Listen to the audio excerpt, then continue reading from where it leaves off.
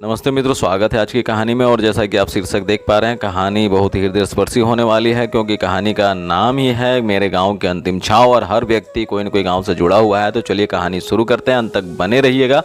मुख्य सड़क को और चौड़ा बनाया जाना था, पर सबसे बड़ी बाधा के रूप में आम का एक विशाल पेड़ था। मैंने तो जब से होश संभाला है, आम को उस विशाल पेड़ के विशाल हृदय को ही जाना है, समझा है। मेरी उम्र का ही तो है वह। माँ ने बताया था कि मेरे जन्म पर पापा ने एक अमूल्य को लगाया था, अन्य अमूल्यों को साफ करके। पापा तो उसका नाम ही नहीं जानते थे, बस प्यार से गोपी नाम रख दिया था। वह सिर्फ एक आम का पेड़ ही नहीं, उनका बेटा भी था। जितना ख्याल मेरा रखा गया, उसका भी उतना ही। जितना स्नेह और दुलार उसे मिला, उतना ही मुझे भी मिला। हम साथ साथ पले और बढ़े भी। हम लोगों ने उसे अपने परिवार का एक अभिन्न सदस्य माना। मेरी तरह उसको कभी हल्की चोट भी नहीं लगी। मुझे याद है, मैंने खेल खेल में उसके एक पत्ते को तोड़कर उसके डंठल को मुंह से काट कर फेंक ही रहा था कि पापा ने एक जोर का तमाचा मेरे गालों पर लगाते हुए कहा था, तुमने उसके पत्ते को खेल खेल में तोड़ दिया। कभी सोचा कि उसे दर्द भी हुआ होगा?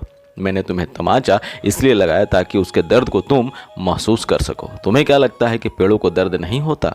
पापा ने तब मुझे उस आम के पेड़ के डंठल के चिपचिपे द्रव को दिखाते हुए कहा था, इनके आंसुओं को अनुभूत करो और वचन दो कि आज के बाद किसी पेड़ को कभी परेशान नहीं करोगे। मैंने पापा को तब विश्वास दिलाया था। मेरे साथ आम का वह पेड़ बड़ा होने लगा। मैंने पापा को दिए हुए वचन को ईमानदारी से निभाया। जब पहली बार मेरे जीवन में बसंत आया तो आम के पेड़ में मंजर आए। उस साल पहली बार वे फले भी थे। हम उस पेड़ के आम को तोड़ते नहीं थे। जब पके तो पेड़ ने अपनी उदारता दिखाते हुए हम सबको अप्रतिम मिठास वाले आम को खाने का अवसर दिया। फिर तो हर साल वह मेरी तरह थोड़ा बढ़ा, अपनी शाखाओं का विस्तार किया और कई चिड़ियों को निःशुल्क आवास दिया। गिलहरियाँ भी पेड़ का आपाद मस्तक चक्कर लगाती रहती। वह आम का एक पेड़ काफ़ी फलदार था। हर साल अनगिनत आम आते थे। उसमें पापा इस पेड़ के आम को नहीं बेचते थे। गर्मियों में पापा ने पेड़ के नीचे चौकी डलवा दी थी। दिन भर राहगीर आते आते उस पेड़ से पके हुए आम तोड़कर खाते। चिड़ियाँ और गिलहरियाँ अपनी चंचलतावश खाती कम गिराती ज़्यादा थी। हम लोग रोज़ भरपेट आम खाते। पापा सबको बुलाते, खिलाते और फिर झोला भर भर कर घर ले आने के लिए देते। जैसे पापा का नाम इलाके में था, वैसे ही उस नाम के पेड़ की भी चर्चा थी। उस पेड़ का आम किसने नहीं खाया होगा और किसने नहीं उसकी मिठास के गुण गाए होंगे।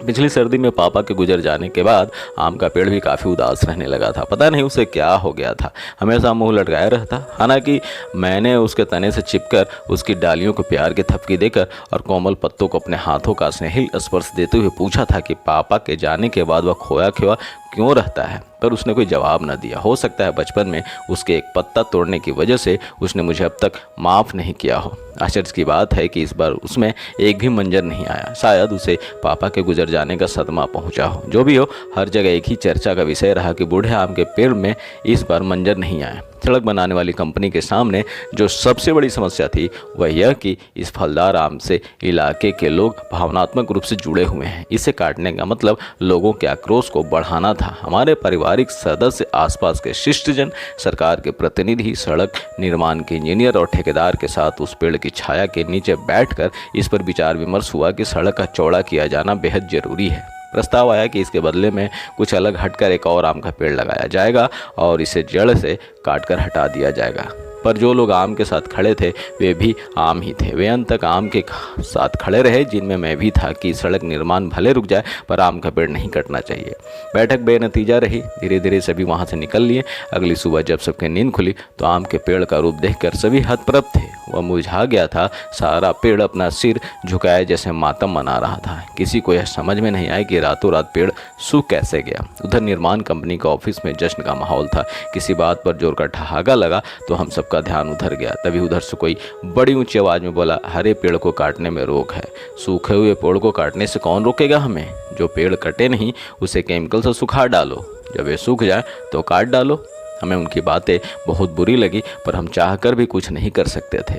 हम सब दिन भर आम के पेड़ के पास ही बैठे रहे। मई महीने की चिलचिलाती धूप में सूखे पेड़ की मुरझाई शाखाओं के नीचे शायद वो अंतिम छाया ही थी जिसमें अभी भी आम के पेड़ के विशाल हृदय की अनुभूति हमें हो रही थी।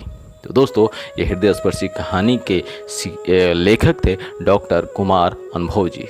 तो दोस्तों, कहानी आपको कैसी लगी कमेंट बॉक्स में ज़रूर बताइएगा। मिलते हैं अगली कहानी में एक नई वीडियो के साथ। तब तक के लिए बहुत बहुत धन्यवाद आप सभी का।